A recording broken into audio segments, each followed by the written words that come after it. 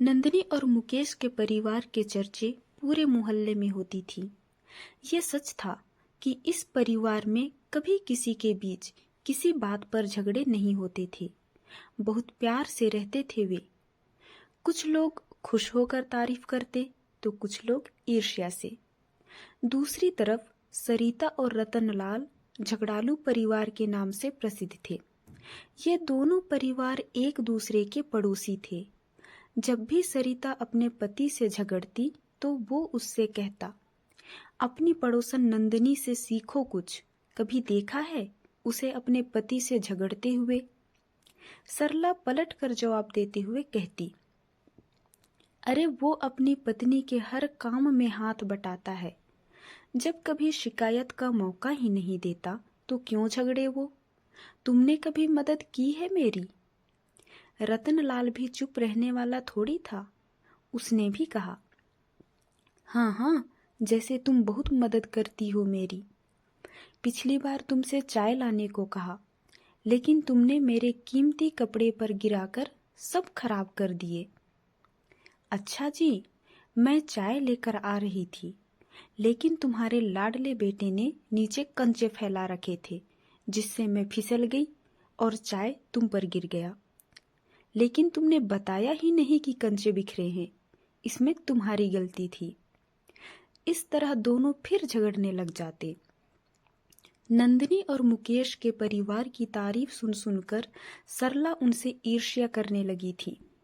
एक दिन सरला ने अपने पति से कहा, सुनो, एक दिन हमारे पड़ोसी नंदिनी और मुकेश के घर पर जाकर देखो कि आखिर वे इतनी शांति से रहने के लिए करते क्या हैं। पत्नी की बात मानते हुए रतनलाल अपने पड़ोसी मुकेश के घर पर छुपकर चुपचाप देखने के लिए गया। उसने देखा कि एक औरत, जो नंदिनी थी, फर्श पर पोछा लगा रही है।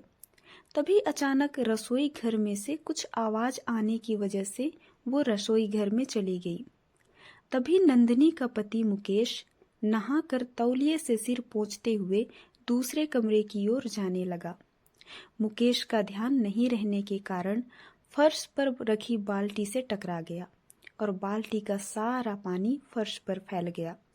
उतने में ही नंदिनी रसोई घर से बाहर आई और अपने पति मुकेश से बोली, आई एम सॉरी, ये मेरी गलती थी कि मैंने रास्ते से बाल्टी को नहीं हटाया। मुकेश ने जवाब दिया, नहीं नंदू, आई एम सॉरी, क्योंकि मैंने इस पर ध्यान ही नहीं दिया। दोनों एक दूसरे की ओर देखकर मुस्कुरा दिए और साथ मिलकर फर्श पर फैला पानी पोंछने लग गए। अब सरिता का पति रतनलाल, जो छिपकर ये सब देख रहा था, वो वापस अपने घर आ गया। पति के घर वापस लौटते ही चहकते हुए सरिता ने उससे पड़ोसी की खुशहाली का राज पूछा। बताओ, क्या देखा तुमने? वे बिना झगड़े इतनी शांति से कैसे रहते हैं? उनके खुश रहने का राज क्या है? रतनलाल ने सोफे पर बैठते हुए जवाब दिया, उस परिवार में और हमारे परिवार में सिर्फ इतना ही अंतर है। हम हमेशा हर गलती का जिम्मेदार दूसरे को ठहराते हैं और खुद को ही सही बताते हैं, और वो लोग हमेशा हर चीज के लिए खुद जिम्मेदार बनते हैं और अपनी गलती मानने के लिए तैयार रहते हैं।